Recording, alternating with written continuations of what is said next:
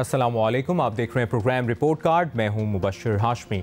नाजरीन, सुन्नी इत्तेहाद काउंसिल को मखसूस नशिस्तें अलॉट करने से मुतालिक फैसला आज भी ना हो सका। ECP में दौरान समाअत नून लीग ने मौक़िफ़ अपनाया कि जिस पार्टी ने एक सीट भी नहीं ली, ऐसी पार्टी में आज़ाद अरकान को इकट्ठा करके कैसे मखसूस नशिस्तें दी जा सकती हैं। सवाल रखा उन्होंने। बैरिस्टर अली ज़फ़र ने यह मौक़िफ़ अपनाया कि अगर सियासी जमातें नशिस्तें लेना चाहती हैं तो वो खुलकर कहें कि हम ये नशिस्त लेना चाहते हैं। सुन्नी इत्तेहाद काउंसिल को आइन, कानून और इंसाफ के मुताबिक मखसूस नशिस्तें मिलनी चाहिए। आज का सवाल अपने पैनल के सामने ये रखेंगे कि मखसूस नशिस्तों से मुतालिक दोनों में से किसका मौक़िफ़ दुरुस्त लग रहा है। पैनल में हमें ज्वाइन किया है सीनियर सहाफ़ी तज़कियाकार सलीम साफ़ी साहब ने, रीमा उमर साहिबा ने, एजाज सैयद साहब ने, इरशाद भट्टी साहब ने। रीमा, आपसे आगाज़ करेंगे। नून लीग का अपना मौक़िफ़ है इस मामले में, बैरिस्टर अली ज़फ़र का आपने मौक़िफ़ सुना। मखसूस नशिस्तों से मुतालिक दोनों में से आपको किसका मौक़िफ़ दुरुस्त लगता है? जी शुक्रिया मुबश्शिर। मेरा ख्याल है दोनों का मौक़िफ़ दुरुस्त नहीं है। PTI सिर्फ ये नहीं कह रही कि उन्हें रिजर्व सीट्स मिलनी चाहिए, वो कह रही है कि उन्हें रिजर्व सीट्स अभी मिलनी चाहिए और उसके बाद ही नेशनल असेंबली का सेशन हो सकता है, उसके बाद ही speaker, deputy speaker, prime minister के इलेक्शंस हो सकते हैं, उसके बाद ही प्रेसिडेंट का इलेक्शन हो सकता है। तो अगर सिर्फ बात तब तक यहाँ तक होती कि उन्हें रिजर्व सीट्स मिलनी चाहिए, मेरा ख्याल है उसके पीछे एक लॉजिक है, एक रीजनिंग है। लेकिन ये कहना कि ये अहम ओहदे इलेक्ट ही नहीं हो सकते जब तक उनके बकौल असेंबली कंप्लीट ना हो और उन्हें रिजर्व सीट्स ना मिले, मेरा ख्याल है इसको ना आइन सपोर्ट करता है ना कानून सपोर्ट करता है। जो नून लीग का मौक़िफ़ है उसमें अगेन अगर हम कानून और आइन देखें तो उसमें एक इबाम है, एक एम्बिग्विटी है। कैसे? आइन कहता है आर्टिकल 51 कि रिजर्व सीट्स पॉलिटिकल पार्टीज को मिलेंगी और उन्होंने बता दिया कि किस तरह प्रोपोर्शनल रिप्रेजेंटेशन होगी और खवातीन की सीट्स के लिए प्रोविंसेस में आपको जितनी जितनी सीट्स मिलेंगी उसके अकॉर्डिंगली रिजर्व सीट्स का कैलकुलेशन होगी। लेकिन ये है सब्जेक्ट टू लॉ, और लॉ कौन सा है? Elections act. और इलेक्शंस एक्ट कहता है, वो पूरा प्रोसीजर देता है कि किस तरह एक पूरा नॉमिनेशन का प्रोसेस होगा, स्क्रूटनी का प्रोसेस होगा, जो पार्टीज फिर उसके बाद इलेक्शन कमीशन अनाउंस करेगा कि कौन सी लिस्ट है, उसमें कौन से लोग हैं जिनकी स्क्रूटनी हो गई है। सो ये पूरा प्रोसेस इलेक्शंस एक्ट में लिखा है। और बहुत अहम बात यह है कि इलेक्शंस एक्ट कहता है कि जो लिस्ट पार्टीज देंगी उसमें अगर वो लिस्ट एग्जॉस्ट हो जाती है तो उसमें आप नाम ऐड कर सकते हैं, लेकिन पूरी ही नई लिस्ट शुरू से देना इलेक्शंस के बाद, ये इलेक्शंस एक्ट में कहीं नहीं लिखा। आइन में भी आर्टिकल 224 है, वो कहता है अगर कोई शख्स रिजर्व सीट्स पे जो इलेक्ट हुए हों, वो डेथ हो जाती है या डिसक्वालीफाई हो जाते हैं या रिजाइन कर जाते हैं, तो जो रिजर्व सीट्स की लिस्ट्स हैं उसी में बाकी जो अगला शख्स होगा उसको नॉमिनेट कर दिया जाएगा। और अगर तब भी रिजर्व सीट्स की जो लिस्ट है वो एग्जॉस्ट हो जाएगी तो आप मजीद नाम ऐड कर सकते हैं। तो ये जो पूरा लिस्ट्स का मामला है, ये PTI का गलत मौक़िफ़ है कि ये तो आइन में कहीं नहीं लिखा। आइन में है लिस्ट की बात, एग्जॉस्शन के बाद आप मजीद नाम ऐड कर सकते हैं, उसके बगैर नहीं कहीं लिखा कि क्या मामला होगा।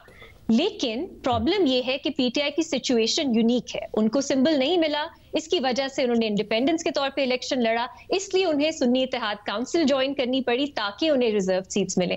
पहले से उनकी प्लानिंग नहीं थी, वरना सुन्नी इत्तेहाद काउंसिल पहले लिस्ट जमा करवा सकती थी, उन्होंने नहीं की। तो एक आईनी लीगल बहरान तो है, लेकिन मैं कहूंगी कि इसको उनके हक में रिजॉल्व करना चाहिए, उन्हें सीट्स मिलनी चाहिए। लेकिन PTI ने अपना खुद मौक़िफ़ कमजोर कर दिया, साथ साथ ये दावा करके कि असेंबली कंप्लीट ही नहीं है जब तक हमें हमारी सीट्स नहीं मिलेंगी। ये बहुत ही एक इंटरेस्टिंग बात है कि एग्जाम्पल दी जाती है बाप पार्टी की, लेकिन ये नहीं बताया जाता कि जब बाप पार्टी को सीट मिलने की बात हुई, इलेक्शन कमीशन ने जो नोटिफिकेशन जारी किया उसमें पूरा स्केड्यूल 3-4 हफ्ते का था। तो ऐसा नहीं हुआ कि बाप पार्टी को फौरन रिजर्व सीट्स मिल गई, 3-4 हफ्ते का प्रोसेस फॉलो करने के बाद उनको सीट्स मिली। तो PTI एग्जाम्पल बाप पार्टी का देती है लेकिन स्केड्यूल की बात नहीं वो करती। फिर वो लाहौर हाई कोर्ट की एक जजमेंट की बात करते हैं जिसमें हाई कोर्ट ने कहा 1 दिन का डिले था कि जो डेडलाइन थी 1 दिन बाद लिस्ट सबमिट की गई। लाहौर हाईकोर्ट ने कहा इस डिले को कंडोन कर देना चाहिए। ये भी बात समझ आती है, यहाँ तो एक दिन का डिले नहीं है, तो यहाँ तो कई महीनों का डिले है, तो क्या उसको कंडोन करना चाहिए या नहीं। एक और केस है पेशावर हाईकोर्ट का, ये लोकल गवर्नमेंट से रिलेटेड है। वहां पे एक पार्टी ने रिजर्व्ड सीट्स की जो लिस्ट है वो जमा ही नहीं कराई थी। पेशावर हाईकोर्ट ने कहा कि आप नई लिस्ट जमा नहीं करवा सकते। तो अगर आप हमारी जूरिस्प्रूडेंस देखें, जजमेंट्स देखें, तो आपको दोनों तरफ की मिसालें मिलती हैं। फिर भी मैं कहूंगी कि रिजर्व सीट्स दे देनी चाहिए। एक यूनिक सिचुएशन है, एक एम्बिग्विटी है कानून में, बेहतर है आप पॉलिटिकल पार्टीज के हक में फैसला करें। लेकिन जो पीटीआई ने असेंबली के सेशन को इसके साथ जोड़ दिया है, speaker, deputy speaker, prime minister के इलेक्शन को इसके साथ जोड़ दिया है, ये मेरा ख्याल है उनकी पोजीशन को कमजोर करता है, क्योंकि ये तो कहीं भी ना आइन सपोर्ट करता है बात, ना लॉ सपोर्ट करता है, क्योंकि अगेन आइन में साफ अल्फाज में लिखा है कि इलेक्शन के अगले दिन के बाद 21st डे को the national assembly shall meet. इसमें कोई एम्बिग्विटी नहीं है, कोई कंफ्यूजन नहीं है। तो ये पीटीआई का मौकफ जो है वो कमजोर करता है उनकी पोजीशन को। बहुत अहम आपने बात की है भट्टी साहब, जो रीमा भी बात कर रही हैं, आपको क्या लगता है मखसूस नशिस्तों से मुतालिक मुस्लिम लीग नून का भी हमने मौक़िफ़ देखा है, पीटीआई ने भी अपना मौक़िफ़ सुन्नी इत्तेहाद काउंसिल से मुतालिक रखा हुआ है, किसका मौक़िफ़ दुरुस्त समझें? जनाब स्पीकर, तहरीक इंसाफ का मौक़िफ़ दुरुस्त है। एक जनाब स्पीकर, इस मुल्क में एक तमाशा लगा हुआ है, एक सर्कस लगी हुई है।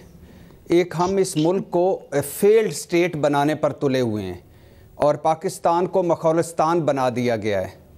जनाब स्पीकर, हमने देखा कि तहरीक इंसाफ से बल्ला छीन लिया गया, पार्टी तोड़ दी गई, प्लेइंग फील्ड नहीं दी।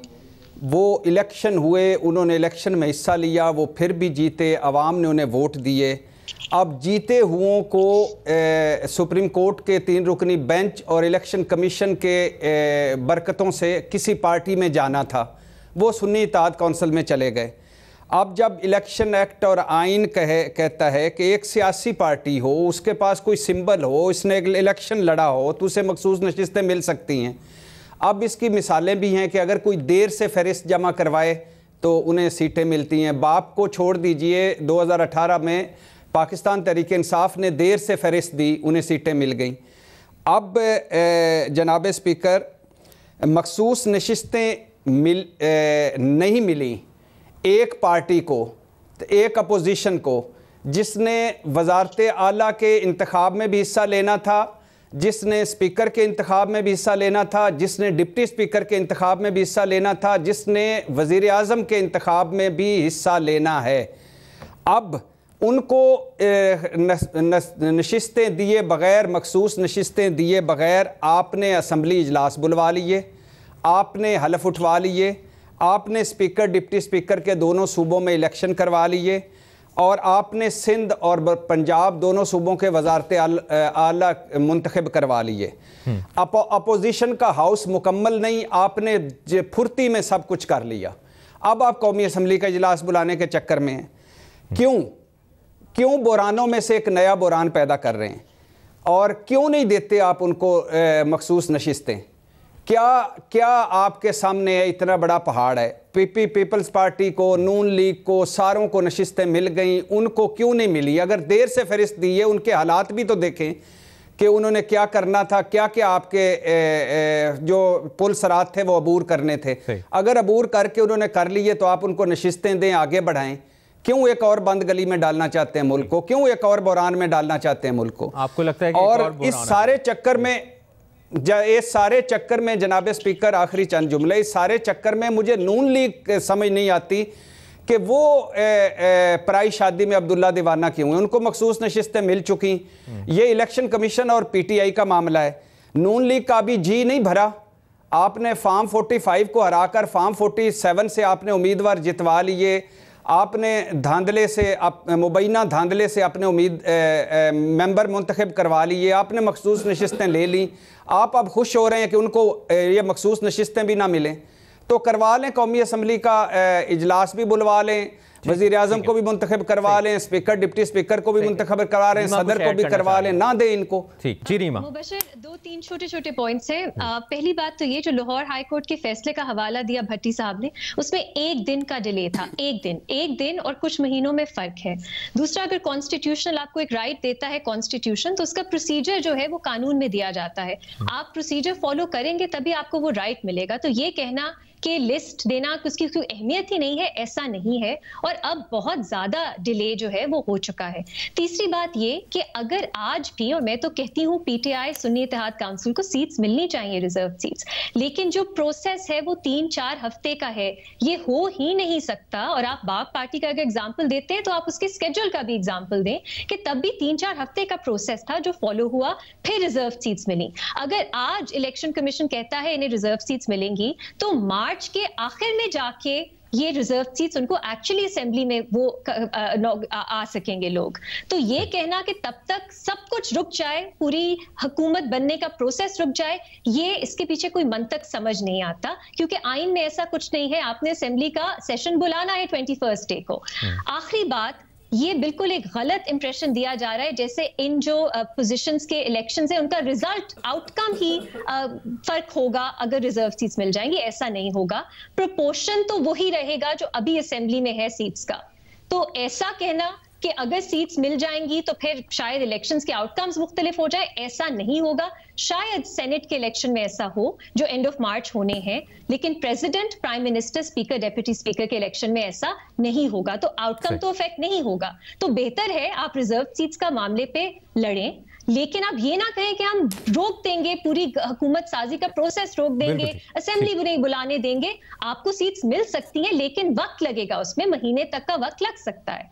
साफी साहब, जो रीमा बात कर रही हैं, और एक जुमला जनाब स्पीकर के, एक मैं रीमा साहिबा से ही पूछना चाहूँगा क्योंकि लॉ पे इनकी ज़्यादा गिरफ्त है कि अगर ये कर लें, चलो असम्बलियाँ जैसे पंजाब और सिंध की होगी, ये कौमी असम्बली भी बुलवा लें, ना रोकें, लेकिन एक राय ये भी है और कानूनी माहिरीन की कि कौमी असम्बली का इजलास 29 फरवरी को ना होने से आइन की खिलाफ वर्जी नहीं होती, क्योंकि आइन का आर्टिकल 254 ऐसे हालात में एक मुकम्मल और महफूज रास्ता दिखाता है।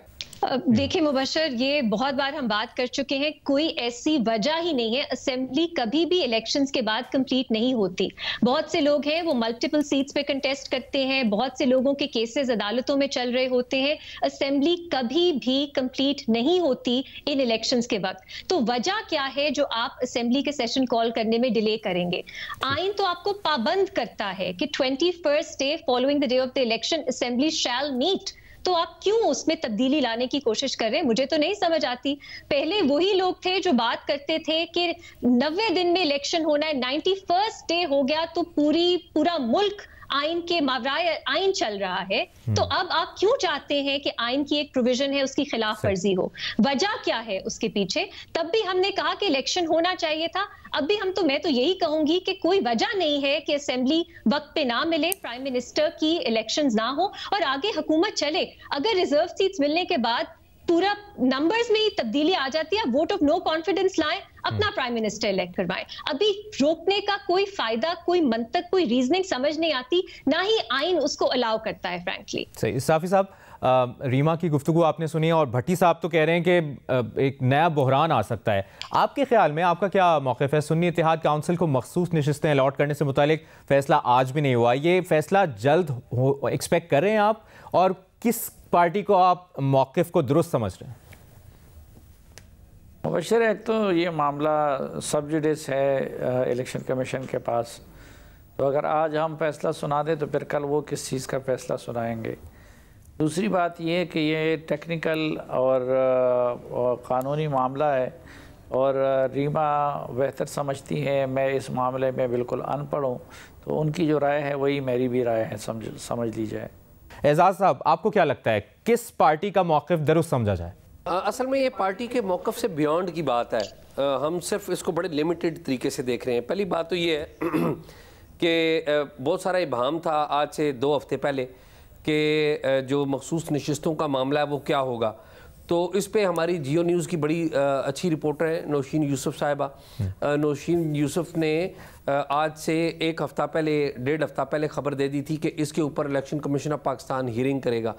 बल्कि उन्होंने आज ये भी खबर दी कि 9 मार्च को प्रेसिडेंट का जो इलेक्शन होने जा रहा है। ये बड़ी अहम डेवलपमेंट है और इस मालूमात को, यानी कि 9 मार्च को प्रेसिडेंट का इलेक्शन होने जा रहा है, इस मालूमात को या इस खबर को मद्देनज़र रखते हुए आप ये प्रोसेस देखिए कि आज जो इलेक्शन कमीशन ऑफ पाकिस्तान में हियरिंग हुई है वो 6 पिटिशंस थी।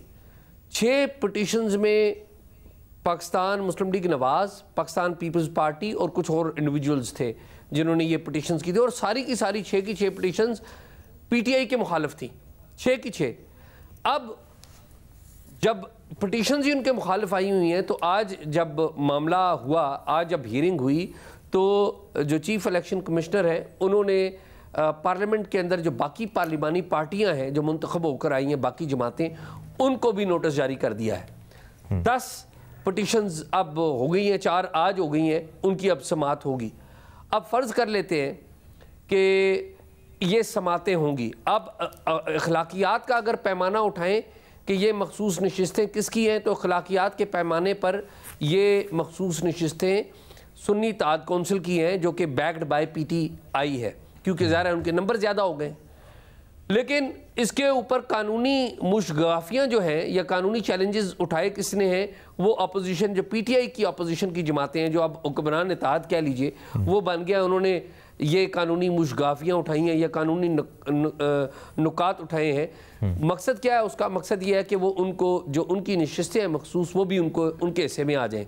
उसकी वजह क्या बयान करते हैं कि सुन्नी इत्तेहाद कौंसिल का जो एक ही रुकन मुंतखब हुआ है वो भी आज़ाद रुकन कौमी असम्बली के हवाले से मुंतखब हुआ है। इखलाकी तौर पे भी ये जो हक है वो पीटीआई का है या सुन्नी इत्तेहाद कौंसिल का है कि वो अपने मेंबर्स चुने।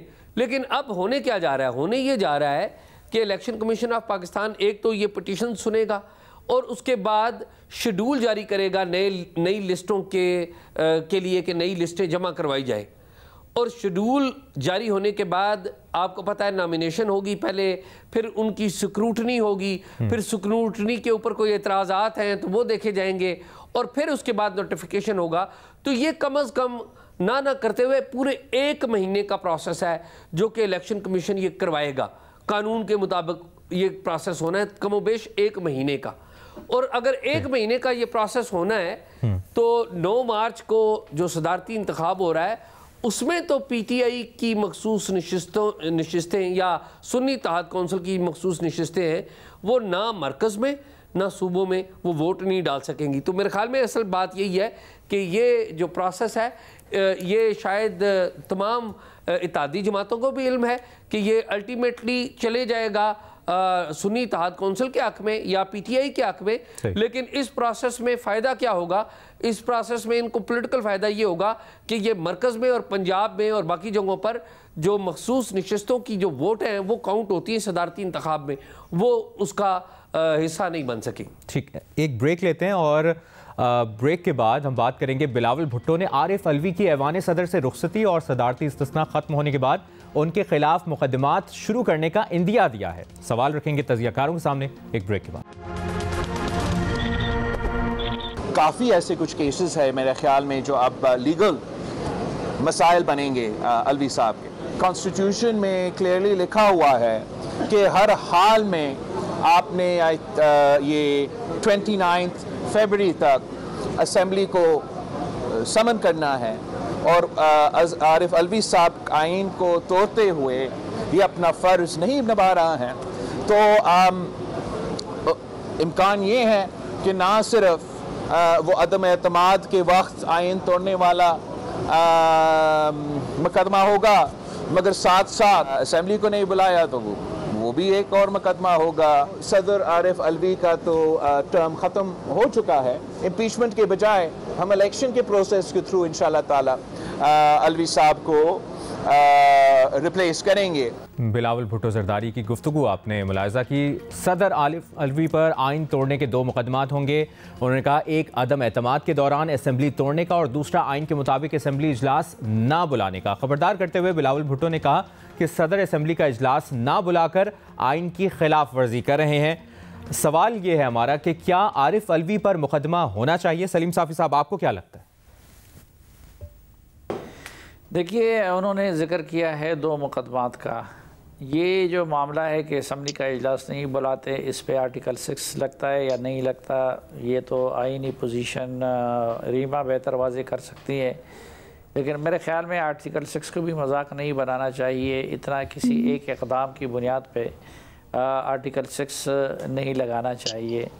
ठीक है, सदर नामुनासिब, उनका रवैया नामुनासिब है। कल भी हमने इस पर बात की थी कि वो पीटीआई को खुश करने के लिए इस वक्त इस तरह का रवैया उन्होंने अपनाया हुआ है। हम उनके इक़दाम को गलत कह सकते हैं, लेकिन ये कि वो आर्टिकल 6 के मुर्तकिब हो रहे हैं, कम अज़ कम मैं अपने आप को इस काबिल नहीं समझता कि उनके बारे में इतनी बड़ी बात कह दूँ। जो दूसरा वाक़या उन्होंने ज़िक्र किया है तो उसमें उन पर आर्टिकल 6 लग सकता है, क्योंकि उसका फ़ैसला असम्बली तोड़ने की का जो मामला था, उसका फ़ैसला सुप्रीम कोर्ट के 5 रुकनी बेंच ने किया था, जस्टिस उमर अता बंदयाल की सरबराही में। और उसमें सुप्रीम कोर्ट के उस 5 रुकनी बेंच ने कहा है कि हाँ, कासिम सूरी का इक़दाम भी गैर आइनी था, यानी आइन शिकनी थी, और इमरान ख़ान का इक़दाम भी गैर आइनी था और आइन शिकनी थी, और आरिफ अलवी का इक़दाम भी गैर आइनी था और आइन शिकनी थी। अब इन तीनों को आइन शिकन तो कहा गया है, लेकिन फिर उसमें ये भी है कि जब बिलावल साहब हुकूमत में थे, और क्योंकि आर्टिकल 6 का मुकदमा हुकूमत वक्त बनाती है, तो उस वक्त तो उन्होंने इस बुनियाद पे आरिफ अलवी या इमरान ख़ान या कासिम सूरी के ख़िलाफ़ आर्टिकल 6 का मुकदमा नहीं बनाया। और अभी भी अगर बनाएगी तो हुकूमत बनाएगी, और फिर सिर्फ आरिफ अलवी के ख़िलाफ़ नहीं कायम होगा, बल्कि उनके साथ इमरान ख़ान और कासिम सूरी पे भी आर्टिकल 6 लगेगा। अब देखना ये है कि एक तरफ बिलावल साहब तो कहते हैं कि मैं हुकूमत ज्वाइन नहीं कर रहा, तो जब वो हुकूमत ज्वाइन नहीं कर रहे हैं तो किसी और हुकूमत की बिहाफ पे वो कैसे कह सकते हैं कि उनके ख़िलाफ़ आर्टिकल 6 का मुकदमा चलेगा? एजाज़, आपको क्या लगता है, क्या आरिफ अलवी पर मुकदमात होते आप देख रहे हैं या मुकदमा होना चाहिए आरिफ अलवी पर? बात यह है कि पाकिस्तान में आइन बार बार टूटा है। पाकिस्तान में हुकूमत पर कब्ज़ा होता रहा है। 1958 में सिकंदर मिर्ज़ा साहब ने पहली दफ़ा आइन तोड़ा और अयूब खान साहब की मदद से आए। क्या उन पर गद्दारी का मुकदमा हुआ? फिर 1.5 हफ्ते के बाद ही अयूब खान साहब आ गए, क्या उनके ऊपर गद्दारी का मुकदमा हुआ?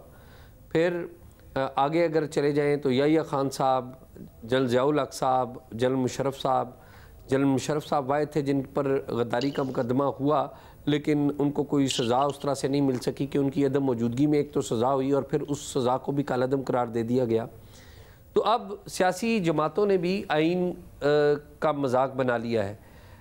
सियासी जमातों की तरफ से भी हमने देखा कि पाकिस्तान तहरीक इंसाफ के जो स्पीकर थे कासिम सूरी साहब, उन्होंने 3 अप्रैल को जो रूलिंग दी थी वो आइन के तनाज़र में देखा जाए तो स्याह तरीन रूलिंग थी। इसके ऊपर सुप्रीम कोर्ट ने फ़ैसला भी दिया कि ये आइन से मुतसादम है, और उसके बाद भी बहुत सारे ऐसे इक़दाम हुए जिन्हें आप चैलेंज कर सकते हैं।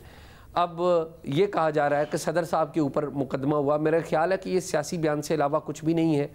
आइन का आर्टिकल 254 वो भी बड़ा क्लियर है कि अगर कोई इलेक्शंस भी हो या कोई और चीज़ भी हो, शेड्यूल के मुताबिक ना हो, तो वो आइन से मुतसादम नहीं होगी।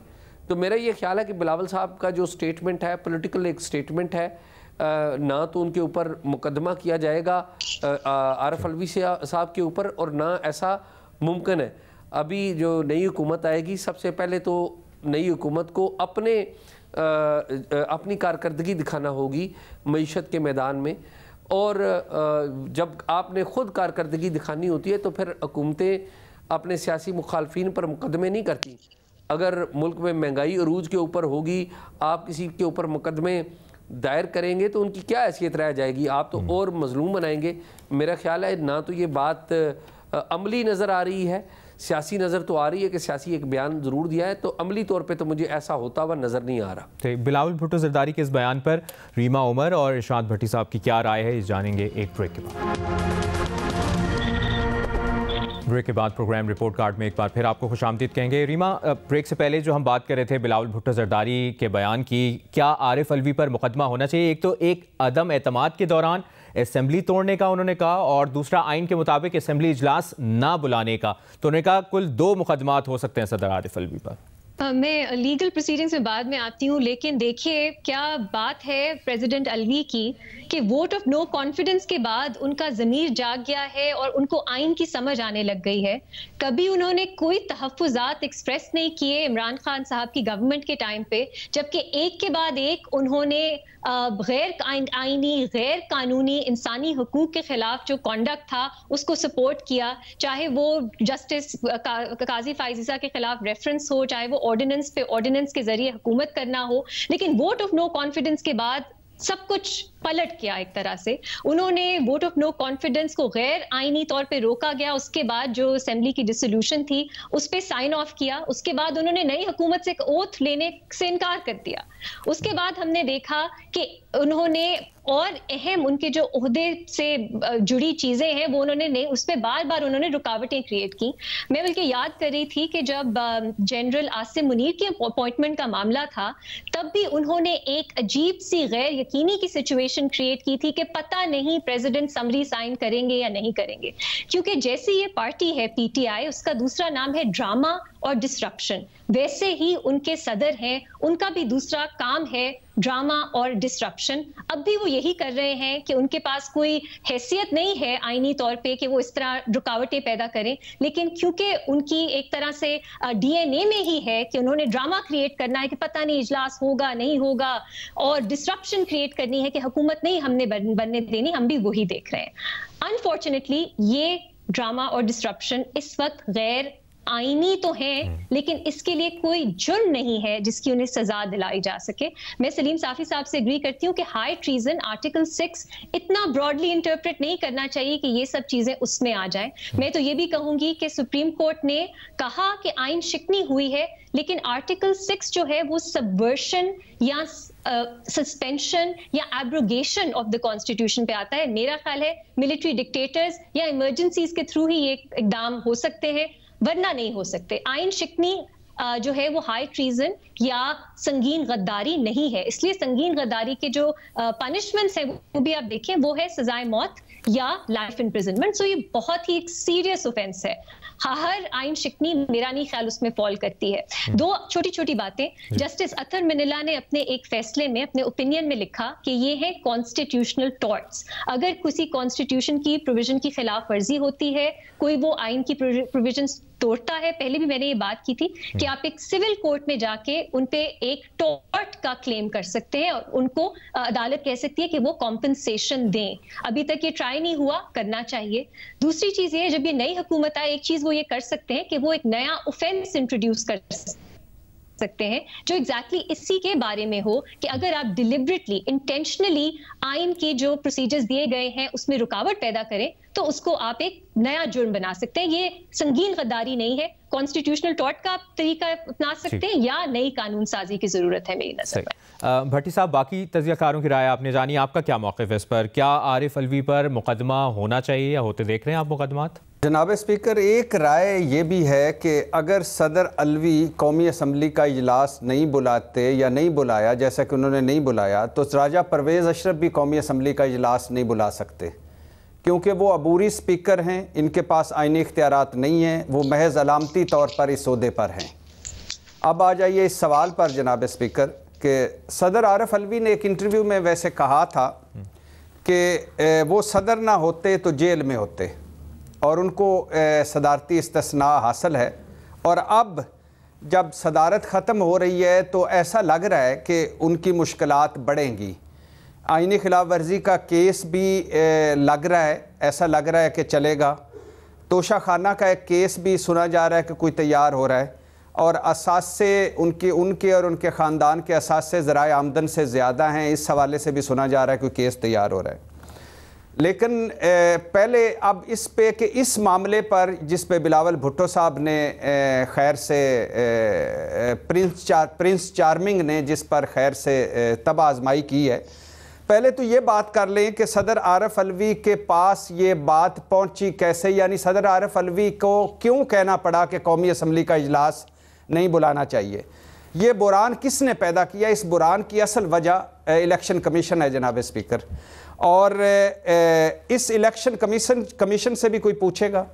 और दूसरी बात, अगर आप सदर आरिफ अलवी के ख़िलाफ़ आइन की खिलाफ वर्जी का मुकदमा चलाना चाहते हैं, शौक़ से चलाएं, बिल्कुल चलाएं, लेकिन सुप्रीम कोर्ट के फैसले के मुताबिक इलेक्शन कमीशन 2 बार आइनी खिलाफ वर्जी का मुर्तकब हो चुका है, बल्कि आइन को नए सिरे से लिखने का मुर्तकब हो चुका है। तो उसके खिलाफ भी इलेक्शन कमीशन, उसके खिलाफ भी जो सदर अलवी के खिलाफ केस जो चला रहे हैं वो उसके खिलाफ भी 2 मरतबा चलाएं। और फिर गवर्नर केपी जो मौलाना साहब के समधी हैं, उनके खिलाफ भी सुप्रीम कोर्ट लिख चुका है कि वो आइनी खिलाफ वर्जी के मुर्तकब हुए, तो उनके खिलाफ भी केस चलाएं।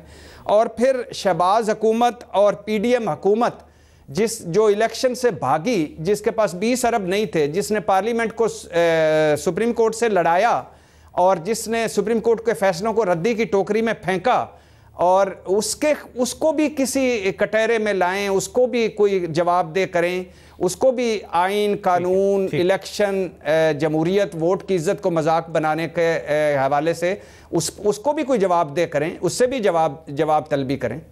ठीक है, इरशाद भट्टी साहब, सलीम साफ़ी साहब, रीमा उमर साहिबा, एजाज सैयद साहब, आप चारों के वक्त का बहुत बहुत शुक्रिया। नाजरीन, प्रोग्राम रिपोर्ट कार्ड देखने का शुक्रिया। अपना ख्याल रखिएगा। अल्लाह हाफ़िज़।